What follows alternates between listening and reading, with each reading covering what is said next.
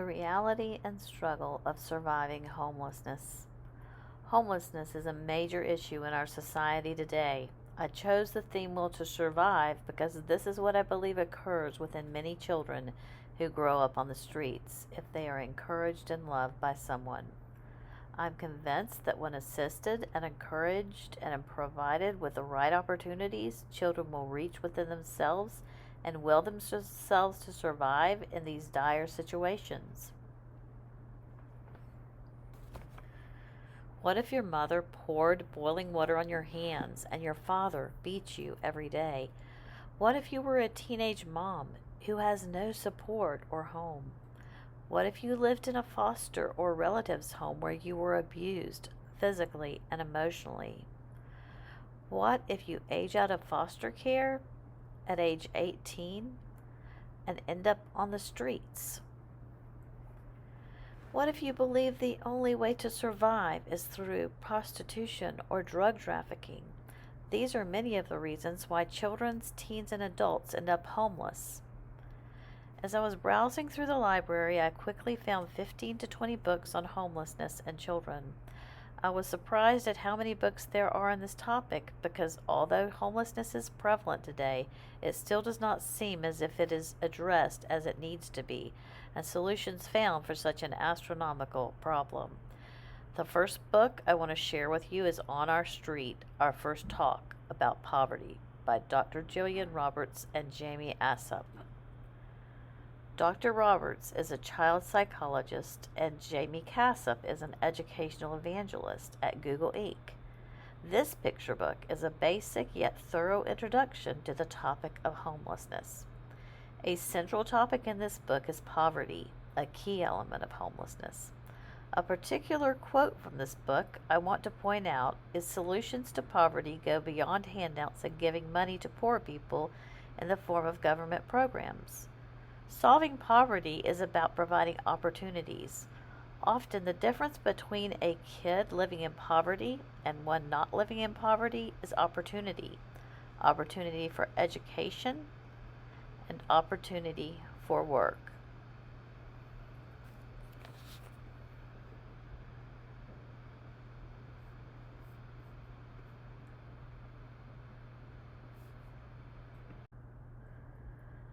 The second book I would like to share with you today is Still a Family by Brenda Reeves Sturgis. The message of this book is about a family in which the mother and daughter live in one shelter and the father lives in another shelter. The message is they strive to be a family no matter what.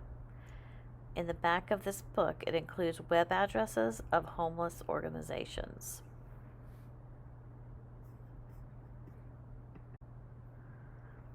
The third book I chose is A Shelter in Our Car by Monica Gunning, who was born in Jamaica.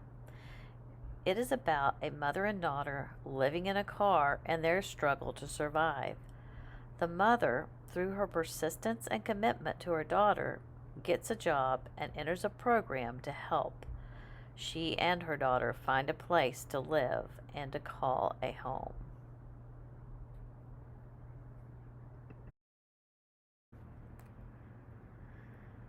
I wanted to save the most compelling book for last, the book Almost Home, Helping Kids Move from Homelessness to Hope.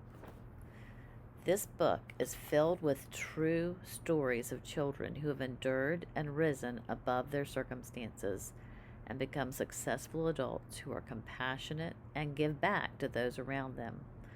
This book, more than any of the others, contributes to my theme the most strongly about children with the will to survive beyond their circumstances of homelessness. I would like to share with you a few of these true stories written about children and teens living on the streets and some in shelters and how they overcame their situations and circumstances. First, there's Polly. He was physically abused by his father. Told, "I love you, but I can't keep you."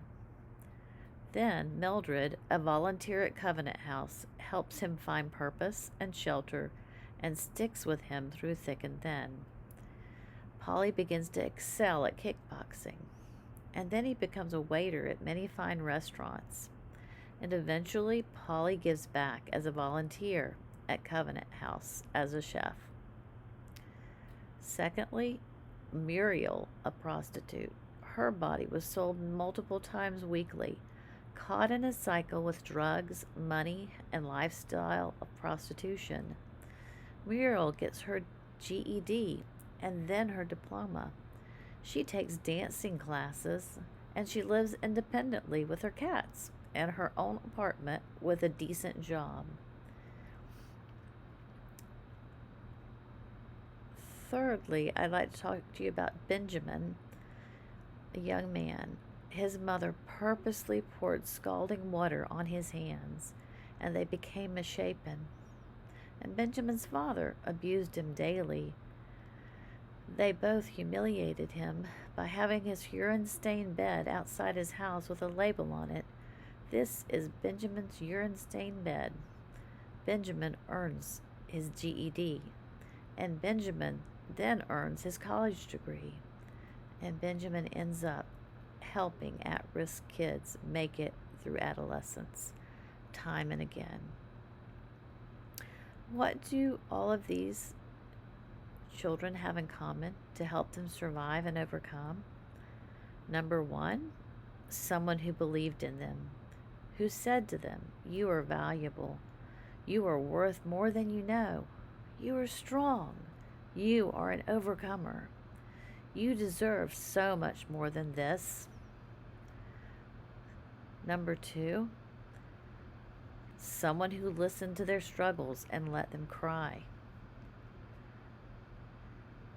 Number three, someone who held them accountable for their actions and helped them to achieve sustainable life skills.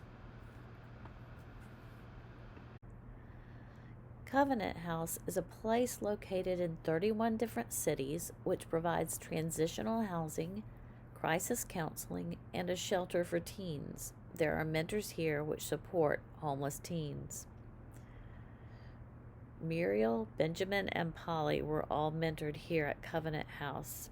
You can find Covenant House on the internet at covenanthouse.org. Some of the statistics in Florida are, in 2017, there were 268 homeless teens pinpointed in one night in Orange, Seminole, and Osceola counties. The National Alliance to End Homelessness states approximately 3 million people in the United States are without homes at some time throughout the year. There are many organizations which can be helpful. A few I would like to mention are www.kidshelpphone.ca. Secondly, www.childhelp.org/hotline/.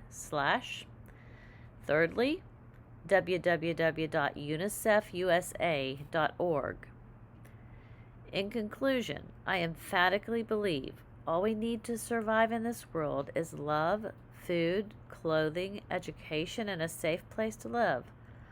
I believe that if we all at some time during our daily lives can volunteer to mentor someone who is homeless or contribute financially to some of these shelters, to look for these opportunities and find places to connect with homeless people every week, we can help to solve this monumental problem of homelessness. Many times these people are hiding in plain sight, so it's important to look outside ourselves and be sensitive to those around us. This is what I would like to call each one of us to do as we walk through the streets in our cities. Maybe we might find that Polly or Muriel or Benjamin that we can invest in, so that they will know they are loved, and so that they can also become people who give back to those who have walked in shoes similar to their own. Thank you.